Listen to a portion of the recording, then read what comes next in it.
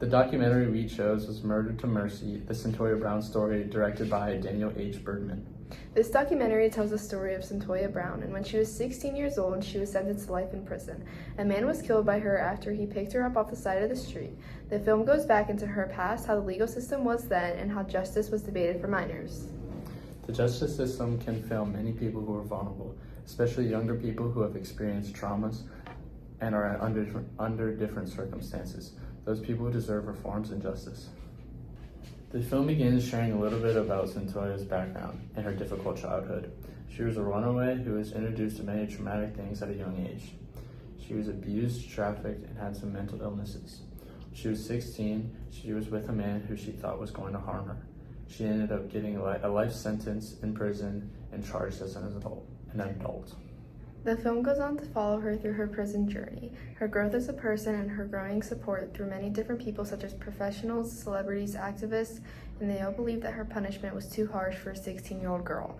Later in the documentary, her lawyers and others fought for her case, and her case was revisited and she ended up being released.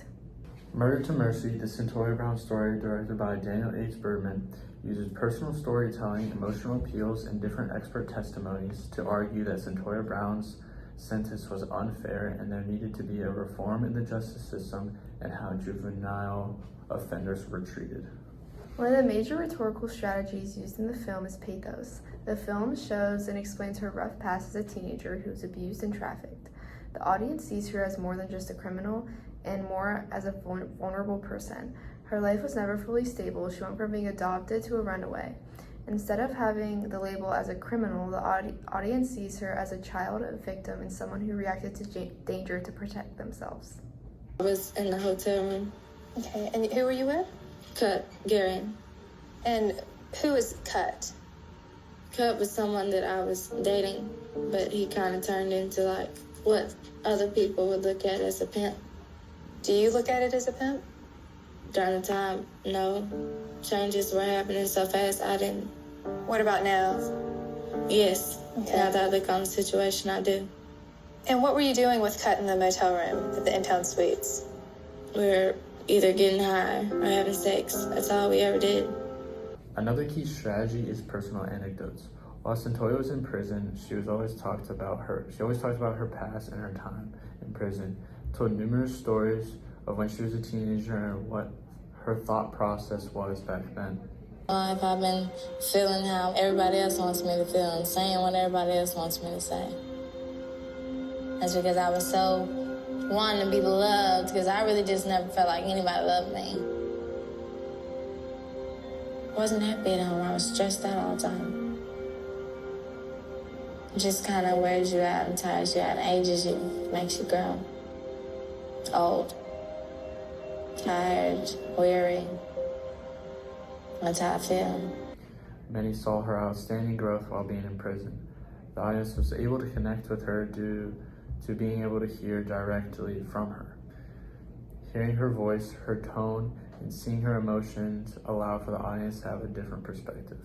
She demonstrated that people are capable of change. She's not the same person as she was when she was 16, and she deserves a second chance at life. I was locked up at 16. It was like that was it. I have no choice but to live a different life.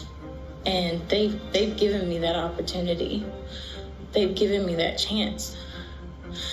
You know, I can't make up for what I did, but they've given me a chance to do so much more. Whatever you decide, I respect it. But, I mean, I do pray that you show me mercy and that you give me a second chance.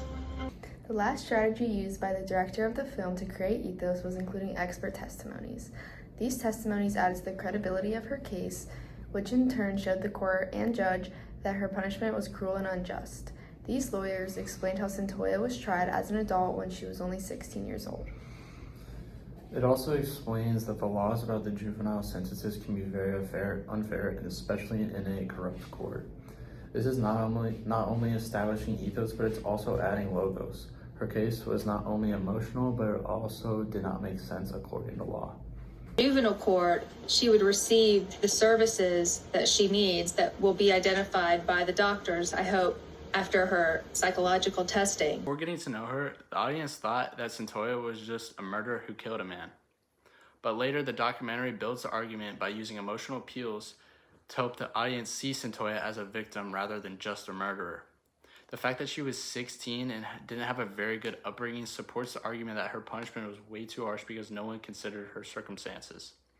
This rhetorical choice of appealing to emotion strengthens the empathy that the audience has for Cyntoia and their perception of her. After making the audience feel for her, the director introduces people in her life that helped her.